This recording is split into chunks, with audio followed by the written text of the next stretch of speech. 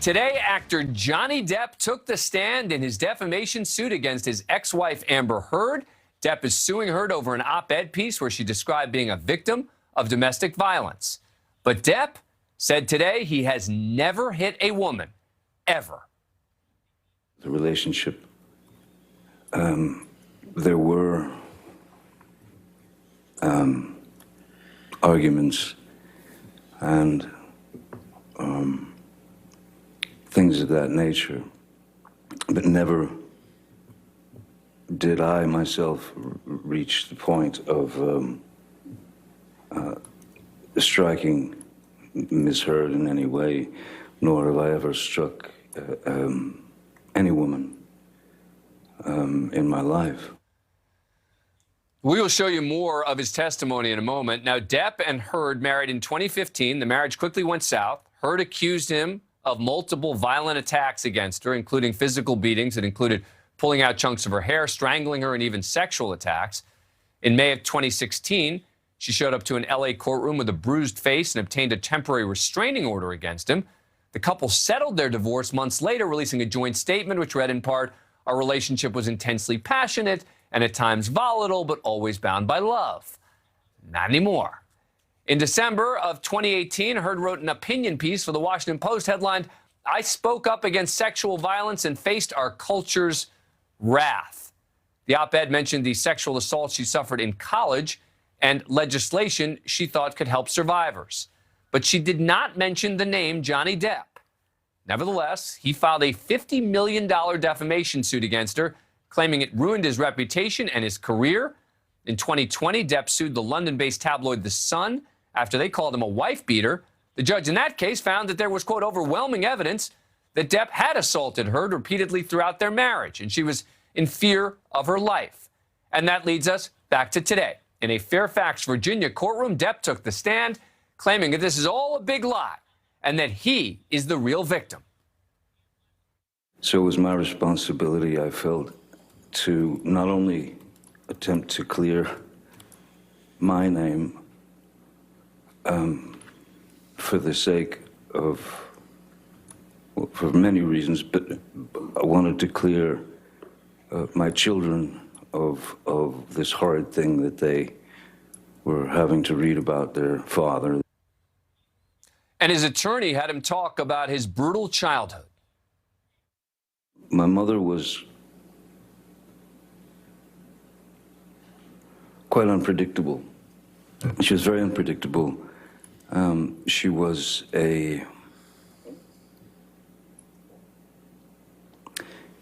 she had the ability to be as cruel as anyone can be. She could become quite violent, and she was quite violent, and she was quite cruel, and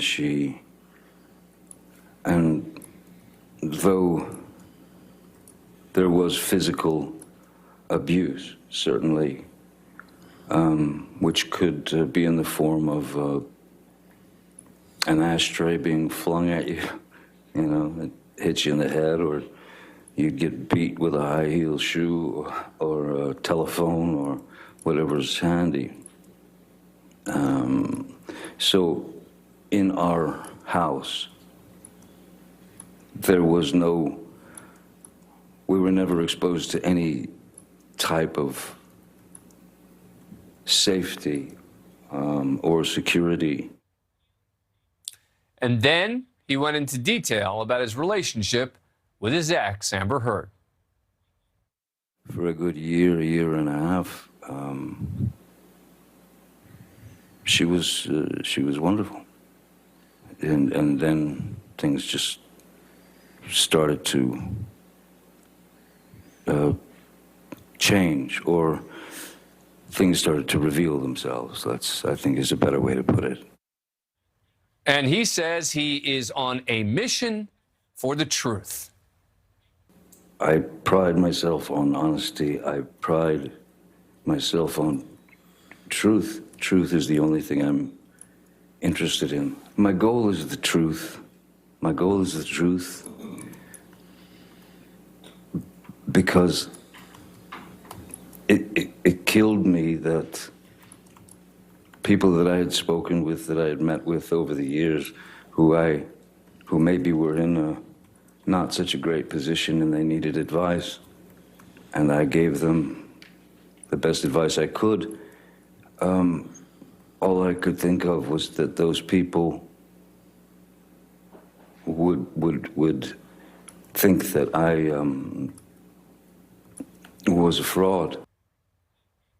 Joining us now, Jesse Weber, host for the Law and Crime Network, a network which I founded. He was inside the courtroom today. He's outside right now, as well as Anjanette Levy, also from the Law and Crime Network. All right, Jesse, you were in the courtroom today.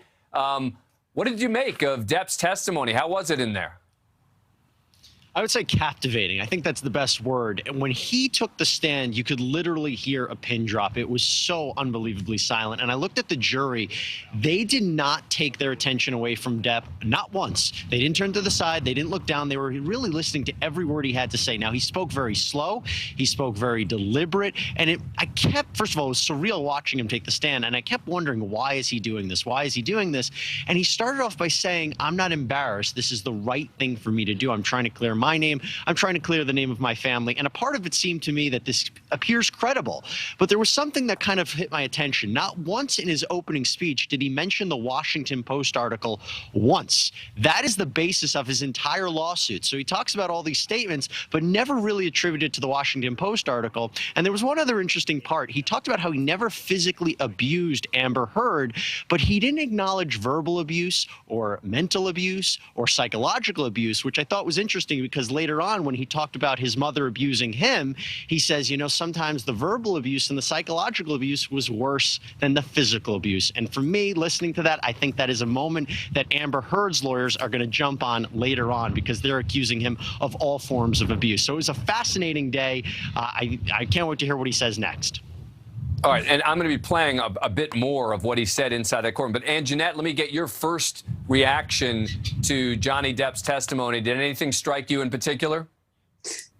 I was struck by, I expected, I guess, more of an actor, to see more of a, you know, a performance. And I'm not sure, maybe this is a performance, but we were on the air today watching this live, and he seemed authentic. He seems shy and in some respects kind of raw and almost just real. So I don't know. The abuse at the hands of his mother, the way his father reacted to it, that really stuck with me because he said the dad would take it. And then dad eventually left. His father eventually left, driving his mother into a deep depression. So I think that, you know, if you're looking at somebody who's learned how to deal with abuse by a woman, which he alleges, you look to his father, who stood there and took it. And often welled up in tears, he said, as the abuse, the verbal abuse or physical abuse was being inflicted upon his father. And Jeanette, it sounds like you are buying what Johnny Depp is offering here. I'm going to give you a chance to respond to that in a second, but I want to just play one more piece of sound. This is number 4. This is Depp saying that, in effect, Amber Heard started to try to control him. If she wanted to go to bed, I'd say, oh, well, I can't sleep, you know, right now. And rather than go and just lay in a bed and stare at the ceiling, I would say, you know, I'll be out here watching TV or hanging out. And that was just not acceptable. Just not acceptable. It would stir up some rather unusual reactions from her. I didn't understand why as a 50-something-year-old man, was not allowed to go to sleep when I wanted to. All right, Anjanette, now let me give you your chance to respond to my flippant comment about your assessment of his testimony. No, look, I've done a lot of stories about domestic violence over the years, and I've covered, unfortunately, some domestic violence cases that made it into courtrooms and things like that. So, you know, these are just my observations, and having taken, you know, psychology classes in college and things like that, and just knowing a lot of people in the psychology, sphere. So these are things that I'm well aware of, and my mom's a therapist. So it's still early on in this, but I thought it was something that stuck with me and struck me, the fact that he was almost mirroring, he claims, his father's behavior. Obviously, Amber Heard is claiming something much different, that he abused her and he was physical and verbally abusive. I want to play a piece of sound because there have been allegations of him having substance abuse problems, and also that being reflected on the set of films that he's been involved in. This is number 7. Here is what Johnny Depp said. There's been no abuse of substances on film sets. There have been there's been no moments where I would have been considered out of control. Never. In fact, it's not been mentioned. I'm sure they don't want to mention it, but I remember that because when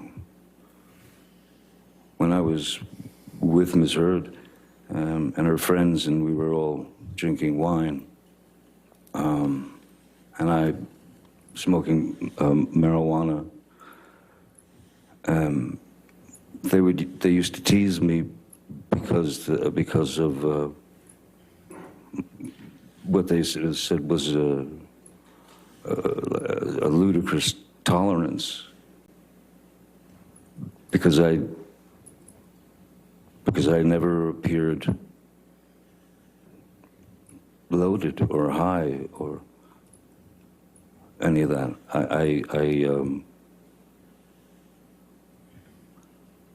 Even if I felt a little spinny, no one would have ever known. Jesse Weber, this seems more like the Johnny Depp rehabilitation tour than it does something specifically related to the case at issue. Well, it's a very important point. And the reason it's important is because he is saying that the Washington Post article is what torpedoed his career, that it was the statements of Amber Heard that torpedoed his career. It is Amber Heard's side's position that it was Johnny Depp's own behavior, his drug abuse, that led to the demise of his career. And this all happened before the Washington Post article. So we even heard testimony today from a sound technician who was good friends with Johnny Depp and said he's been very professional on sets. I've never seen him act in a different way that got him kicked off or anything like that. And then, he was pressed a little bit on what happened on Pirates of the Caribbean 5. There was such a delay because of Johnny Depp's behavior. So this is an important point. And also, look, Johnny Depp's team is getting in front of it. They're not denying that he has substance abuse problems. But what they are saying is you might have drug abuse problems, you might have substance abuse problems, but that doesn't make you somebody who engages in domestic abuse. So they're trying to get out in front of it, but it also plays a very critical role in the defamation case. Right. All right, Anjanette and Jesse, stick around, because coming up, Johnny Depp saying he has become a pariah in Hollywood who no one will hire.